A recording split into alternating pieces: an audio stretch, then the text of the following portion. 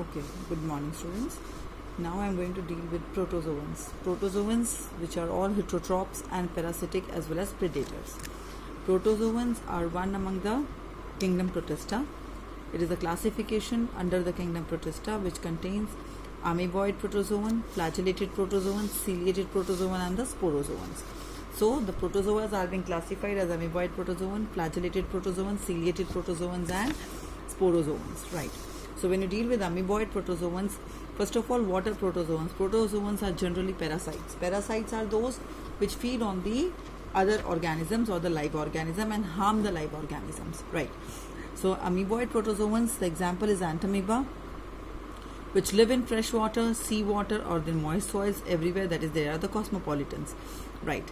They may have silica like covering on the surface, can be parasites, antamoeba or holozoic like amoeba. Put another thing, when they talk about the holozoic mode of nutrition or the parasitic type, they have a specialized feature that they form the pseudopodia to catch their prey, right? So when you deal with the flagellated protozoans, the example is trypanosoma, which causes a sleeping sickness, free-living or the parasitic forms or pathogenics, they have the flagella. Then you have the ciliated protozoans. Ciliated protozoans, example is paramecia, that is cilia. Cilia is like completely like comb-like structure, hair-like structure all over the body. Now there is a basic difference between flagellated and the ciliated. Flagellated are those one where they have one or two thread-like structures, but when you talk about the ciliated protozoans, that is they have the hair-like structure all over the body. So flagellas are one or two, cilias are more than one and two. Cilia steers in the food and water into a cavity called gullets. They have thousands of cilia on their surface. Activity help in the active movements. Then you have the sporozoans. Sporozoans, the plasmodium, easiest one, have a unique feature, infectious spores like stage in the life cycle. Plasmodium, example is malaria, right? So this is about your biological classification. Now I am going to deal with the under biological classification. I told you about the kingdom Monera, kingdom Protista. Now I am going to deal with kingdom Plantae. When you deal with the Plantae,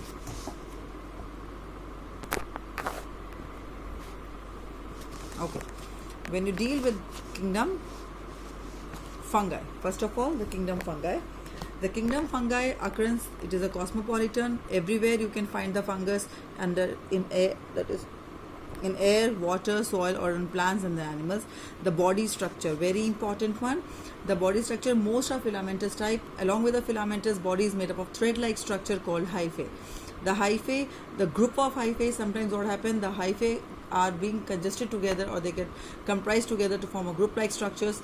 So when the group of hyphae are known as mycelium. Now, another important thing, the hyphae or the mycelium, based on the basic structures, they are being classified further. The hyphae, they might have the walls around in the hyphae. Sometimes they do not have the walls. If they do not have the wall or they do not have the segments or the compartments in the hyphae, then you call them as a aseptate. Septa means wall. If they do not have, we call them aseptate. If they have wall, we call them septate. Now second thing, cenocytic, if they are multinucleated, okay, if the hyphae of the fungus are multinucleated, we call them as what you call cenocytic. If they do not have, they have septas but they are uninucleated, then you call them as a acenocytic, okay. The mode of nutrition, obviously the fungus, the mode of nutrition is heterotrophic. Among heterotrophic, they are of different types. They are parasitic, they are saprophytic, they are symbiotic. Parasitic is what? Where the organism live on the live plants or the animals, they causes the disease or the harm. Example, Puccinia. Puccinia is a fungus which, or Askelago, which causes smut or the rust in the plants. Saprophytic, they feed on the dead animals or the dead substrate. Call them rhizopus or the mucor. The specific important function or the example. The symbionts or symbiotic relationships are those relationships where both the organism, where these organisms live on the host. As we know, heterotrophic means they depend on the other live organism or the dead organism. When they are depending on the live organism, sometimes they harm the live organism, we call them parasitic. Sometimes they do not harm the live organism, we call them as a symbiotic. For example, Symbiotic relationship example is lichens or the mycorrhiza. Lichens is what? Where the fungus are in relationship with algae, and mycorrhiza when the fungus are in relationship with the roots of higher nodule plants called the mycorrhiza. So this is about the fungus. Now very important thing, the life cycle of the fungus, the reproduction structure of the fungus, how the fungus gets reproduced.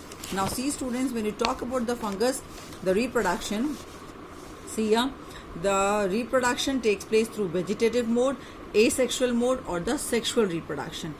Vegetative may you have fragmentation. What is vegetative? Any part of the plant can give rise to the new part or the whole individual. You call them as a vegetative method.